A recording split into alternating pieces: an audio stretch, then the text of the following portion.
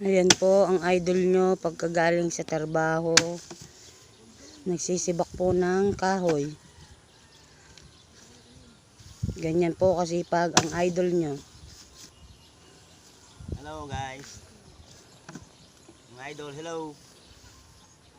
Magandang hapon sa inyo. Wala pong kapaguran siya sa trabaho. Pagkagaling sa trabaho, magsisibak ng kahoy, mag-iigib ng tubig. Ganyan niya po kamahal ang pamilya niya.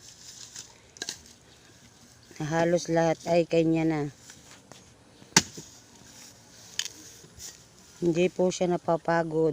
Hindi po nakakaramdam ng pagod ang kanyang katawan. Alang-alang lang po sa kanyang pamilya.